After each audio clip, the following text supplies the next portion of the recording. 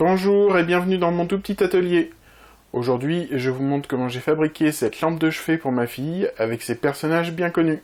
Avant toute chose, oui, l'abat-jour n'est sans doute pas le meilleur choix, mais ce ne sera sans doute pas très difficile d'y remédier.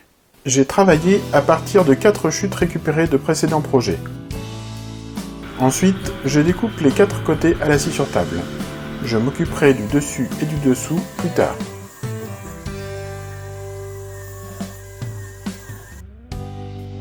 Pour réaliser les coupes d'onglets, j'utilise mon inclinomètre pour régler la lame. Je me demande si je n'aurais pas dû enlever la cape dans ce cas précis, je l'ai trouvée plus gênante que sécuritaire.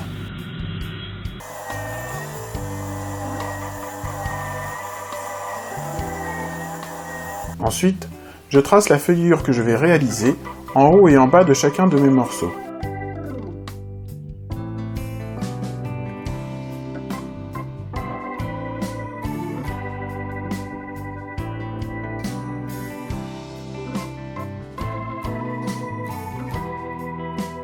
Puis j'usine la feuillure à l'aide de la défonceuse et d'une fraise droite.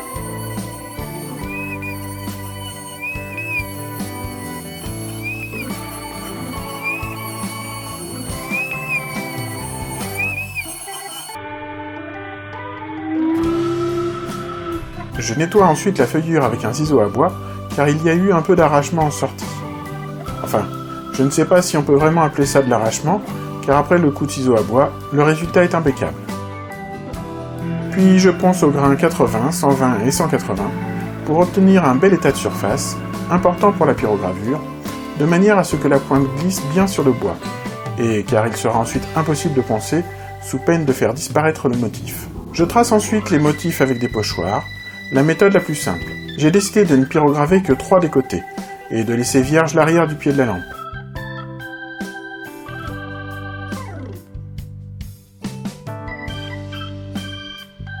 Une fois le traçage des motifs terminé, je passe à la pyrogravure à l'aide de l'appareil qui m'a été fourni par HN Diffusion.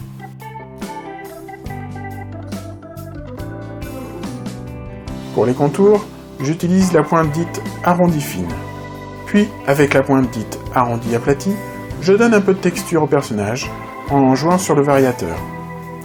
Pour l'instant, ma technique de texturage, au niveau détonnant du maniement de la pointe, n'est pas très élaborée, comparé à ce que je peux voir ailleurs sur le web.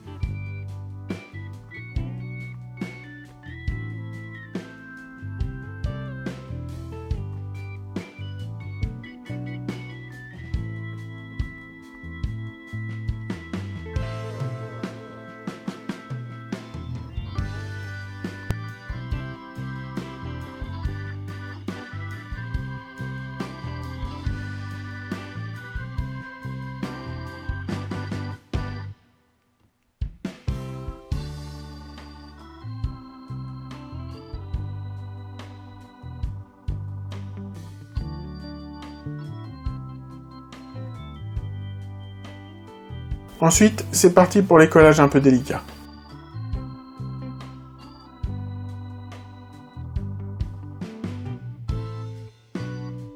J'utilise pour cela des serre-joints spéciaux à angle droit.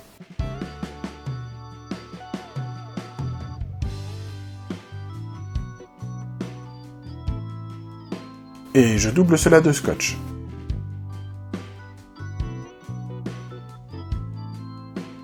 Je colle d'abord les côtés 2 par 2, puis les deux précédents collages ensemble.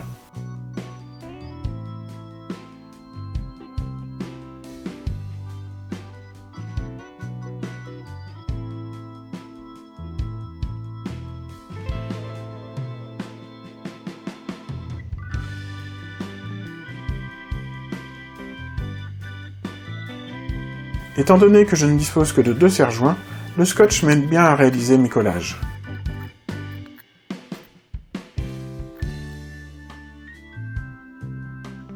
Je gomme ensuite les traces de crayon de papier.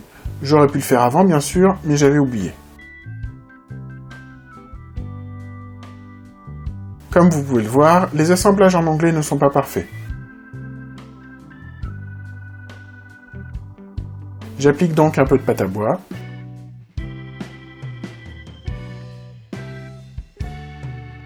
Et une fois sec, je passe un coup d'abrasif.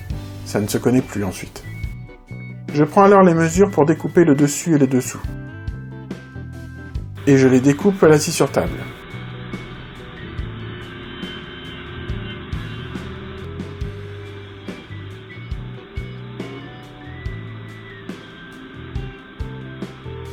Impossible néanmoins de parvenir à la dimension exacte, la scie sur table manque de précision pour cela. Comme je ne possède pas encore de rabot, j'utilise le système D, la feuille d'abrasif sur laquelle je frotte la tranche du morceau de bois. Je répète la procédure jusqu'à ce que cela s'ajuste parfaitement. Ensuite, je casse les arêtes avec un abrasif à la main. Puis je perce un trou à l'arrière pour faire passer le fil d'alimentation. Je passe alors 3 couches de vernis en bombe. Je colle ensuite 3 épaisseurs de 18 mm pour réaliser une sorte de colle pour fixer la douille et l'abat-jour. Si je les fixais directement sur le dessus, comme j'avais prévu de le faire, en témoigne le trou, l'abat-jour serait trop bas et cacherait les motifs. Je perce l'extérieur du col avec une scie cloche, en finissant par retournement, une fois que la mèche a dépassé de l'autre côté.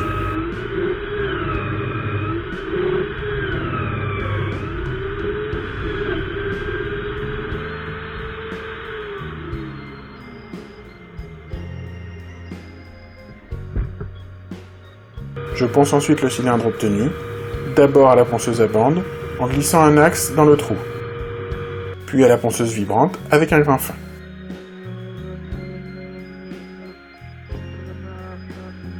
Je mesure alors le diamètre de la douille. Avant de passer à la suite, j'aimerais vous prévenir. Ce que vous allez voir, c'est exactement ce qu'il ne faut pas faire.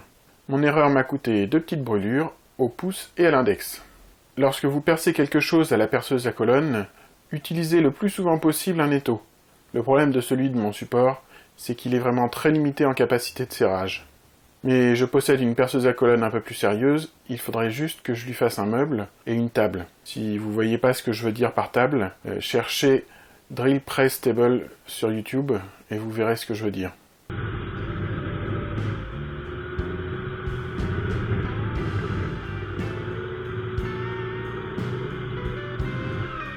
Il n'y a pas d'accident intelligent. Mon précédent perçage n'était pas traversant. Je perce le dessous de manière à laisser passer le fil d'alimentation, puis je colle le col sur le dessus. Je vérifie que celui-ci est bien au centre, puis je mets sous serre. Vous avez peut-être remarqué que le trou n'était pas parfaitement au centre, mais cela n'a pas d'importance, car il est plus gros que la douille et cela va permettre de la recentrer. Je passe ensuite le fil d'alimentation dans le trou à l'arrière, puis dans le trou du dessus. Je branche ensuite la douille,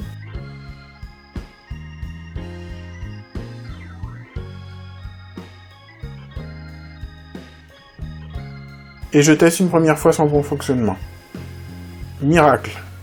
Je colle ensuite la douille dans le col à la colle à chaud. Pas facile à dire, hein. Je viens enfin visser l'abat-jour sur la douille. Avant de remettre l'ampoule, bien entendu. Reste à ajuster et à admirer le résultat. Et voilà, c'est terminé. Plusieurs choses à dire sur cette réalisation. Tout d'abord, comme j'ai dit au début, le choix de l'abat-jour n'est pas forcément idéal. Il faudrait qu'il soit plus grand et surtout moins évasé. Sinon, comme ici, le pied semble disproportionné par rapport à l'abat-jour. Deuxièmement, les coupes d'onglets ne sont pas parfaites. C'est généralement très difficile d'y arriver, surtout du premier coup. Je vais réfléchir sur ma technique pour voir comment je peux améliorer les choses, mais si vous avez des suggestions, surtout n'hésitez pas dans les commentaires. Et troisièmement, attention quand vous utilisez des outils. Bon, c'est sûr qu'il vaut mieux faire une erreur avec la perceuse à colonne qu'avec la scie sur table, mais tout de même. C'est aussi important pour moi de pointer mes erreurs. Quand on fait des vidéos sur le travail du bois, on prend vite conscience du devoir d'exemplarité qui est le nôtre. Bien sûr, tout le monde fait des erreurs, mais c'est important de ne pas le cacher et d'en faire profiter les autres, si j'ose dire. D'ailleurs, si certains boiseux plus expérimentés remarquent que parfois je ne travaille pas en sécurité, qu'ils n'hésitent pas à m'en faire la remarque en commentaire. Je ne les supprimerai pas, bien au contraire. Avant de vous quitter, un point sur la publication des vidéos. J'ai beaucoup moins publié ce mois-ci, faute de temps et d'imprévus.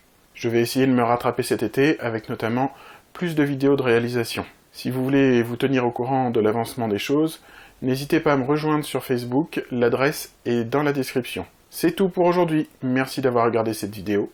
Et comme d'habitude, si vous avez aimé, n'hésitez pas à laisser un pouce bleu et à vous abonner à la chaîne si ce n'est encore fait. À bientôt!